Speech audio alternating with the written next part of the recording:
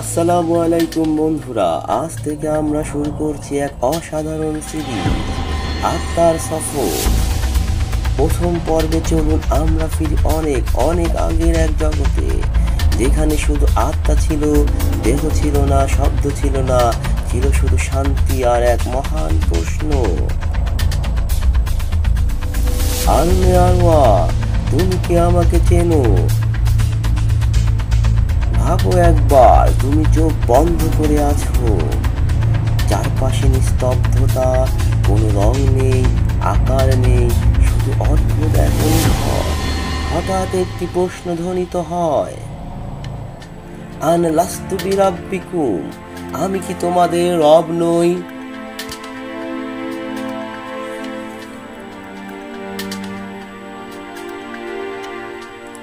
আমরা কি বলেছিলাম সেই সময়? তুমি, আমি, আমরা সবাই বলেছিলাম, হে আমাদের প্রভু, হ্যাঁ আপনি আমাদের রব, আপনি আমাদের মহান রব। এই জগতে আত্মারা আল্লাহর সামনে সাক্ষ্য দিয়েছিল।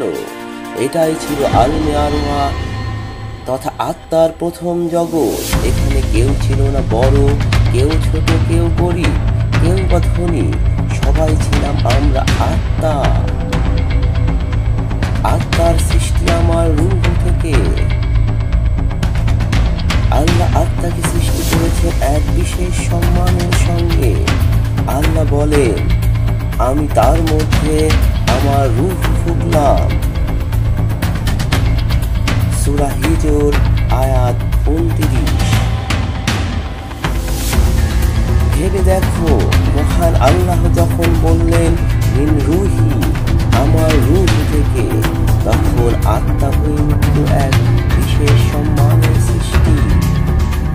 এই আত্মাই একদিন মানুষ হবে, একজন মুসলিম, একজন ছাত্র, একজন পিতা বা একজন কাফের। সবকিছু নির্ভর করবে এই আত্মার সিদ্ধান্তের উপর। আত্মা গর্ভে প্রবেশ করে, তিনটি ভাগে বিভক্ত হয়। হাদিসে এসেছে, প্রতিটি মানুষ গর্ভে থাকে প্রথম 40 দিন, যাকে বলা হয় লুৎফা। তারপর 40 দিন বলা হয় আলাকা। তারপর 40 দিন বলা হয় মুদগা। এরপর এক ফেরেশতা আসে এবং ফুঁকে দেয় আত্মা। সঙ্গে রাখে 4টি জিনিস, তার রিজিক, তার মৃত্যু, তার আমল এবং সে সৌভাগ্যবান নাকি দুর্ভাগ্যবান। সহিহ বুখারী আয়াত 3208।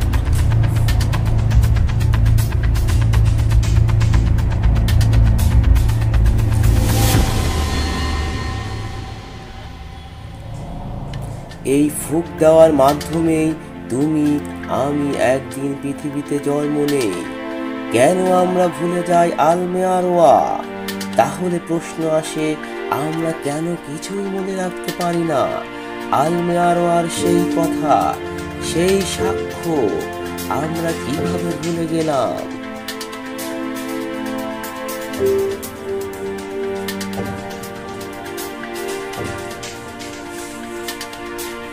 কারণ দুনিয়া হচ্ছে ইমতিহান, পরীক্ষা। যদি আমরা আগেই সব মনে রাখতাম, তাহলে পরীক্ষা হতো কিভাবে?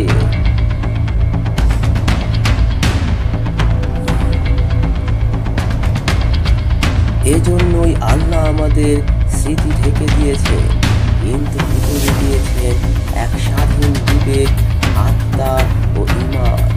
প্রতিবার যখন আমরা সত্য বলি, অন্যায় থেকে দূরে থাকি, তখন আত্মা যেন একটু একটু করে আলমে আরওয়াকে মনে করতে থাকে। বন্ধুরা, আজ ছিল আত্মার যাত্রার শুরু।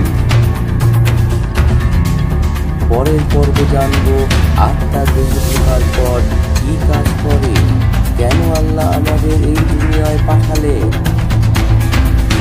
ভিডিওটি ভালো লাগলে অবশ্যই লাইক, শেয়ার এবং সাবস্ক্রাইব করতে ভুলবেন না।